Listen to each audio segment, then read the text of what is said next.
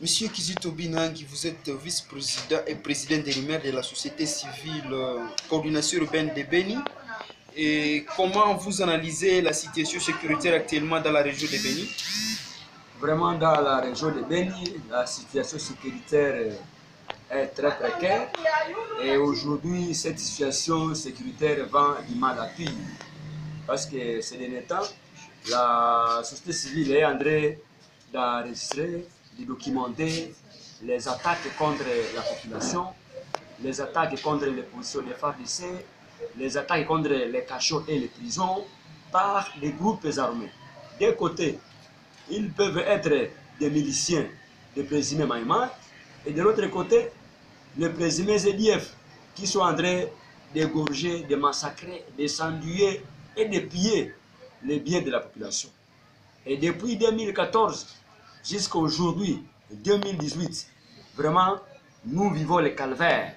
Et cette crise sécuritaire à Beni est en train d'engendrer une crise humanitaire avec toutes les conséquences.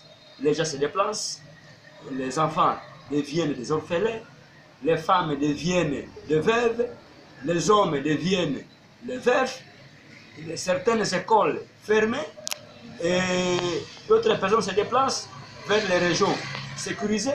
Et donc la situation d'une manière générale est très catastrophique à ville tout comme un territoire de Beni.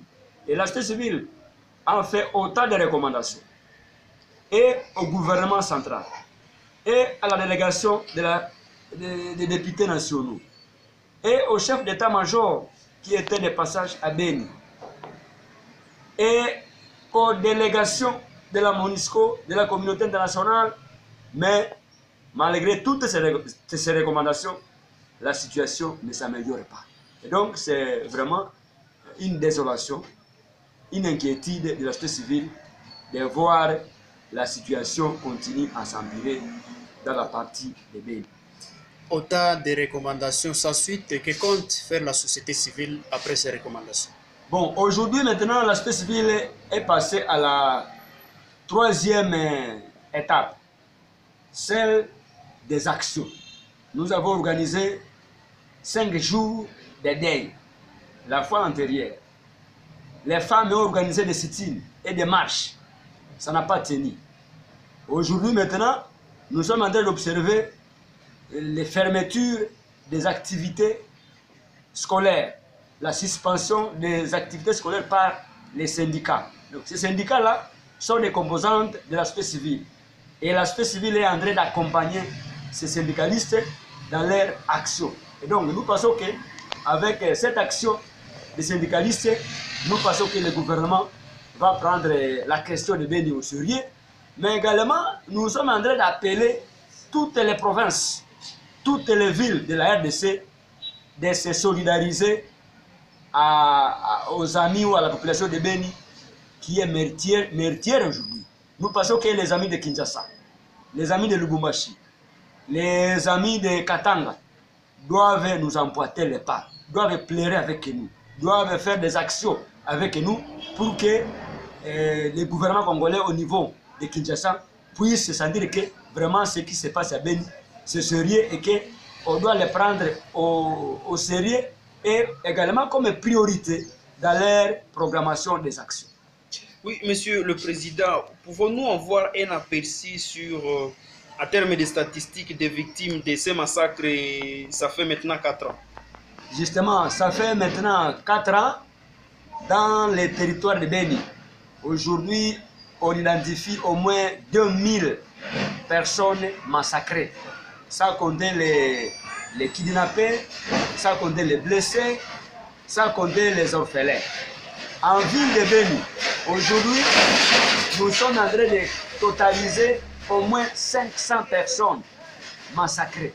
Ça comptait également les disparus, les blessés, et ainsi de suite. Et donc, au total, au niveau des statistiques, ville et territoire de Beni, nous sommes aux environs de 2500 personnes massacrées et disparues.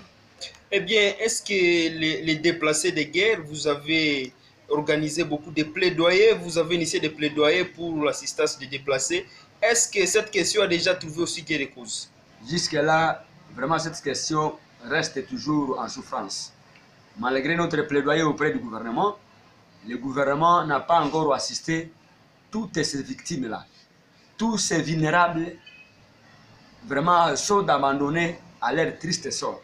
Nous sommes en train de toquer auprès maintenant des humanitaires, c'est-à-dire les organisations humanitaires, pour que celles-ci viennent au secours à ces vulnérables ou victimes de massacres. Et donc nous pensons qu'avec les plaidoyers que nous sommes en train de mener auprès des humanitaires, peut-être ces victimes seront assistées. Mais également, nous sommes en train d'appeler le ministère des Affaires sociales et humanitaires au niveau de Kinshasa. Vraiment, c'est dans son attribution d'assister les vulnérables. Nous avons vu comment le gouvernement est allé au Kasaï avec autant d'assistance. Mais la question de Beni n'est plus. C'est pourquoi nous disons on ne peut pas faire deux poids, deux mesures. Si on a assisté les amis de Kasaï, on doit faire autant pour les populations de Beni, pour que les populations de Beni, surtout les vulnérables, soient aussi assistées comme celles de Kasaï, celle de Mbandaka et celle de l'Équateur. Oui, monsieur le président, la ville de Beni est insécurisée. La ville et territoire de Beni, ça fait maintenant 4 ans et l'épidémie d'Ebola vient s'ajouter. Quelle est votre crainte? Voilà encore une autre catastrophe, une autre crise qui vient s'ajouter à la crise sécuritaire. Et maintenant, avec Ebola, c'est aussi tellement terrible et grave parce que cette maladie Ebola est en train aussi de tuer la population de Beni. Nous sommes en train de sensibiliser, de demander à la population de comprendre que la maladie Ebola est là et qu'elle est en train de tuer les gens. Donc nous devons faire attention. Nous ne devrons pas spéculer autour de cette maladie parce que si nous spéculons autour de cette maladie risque de persister à Beni et elle risque aussi de s'étendre dans toutes les régions environnantes, mais également elle risque de nous exterminer. C'est pourquoi nous sommes en train d'appeler la population de coopérer, de collaborer avec les équipes de riposte, mais aussi en respectant les règles hygiéniques pour qu'on ne soit pas contaminé, mais également pour qu'on ne puisse pas contaminer son collègue ou son voisin. Vous savez que la maladie a deux façons de la guérir. La première façon, c'est par la méthode préventive. Et la deuxième méthode, c'est par la méthode curative. Et donc, nous pensons qu'avec les équipes et le matériel que le gouvernement a envoyé, avec l'appui de l'OMS, nous pensons que les malades vont guérir.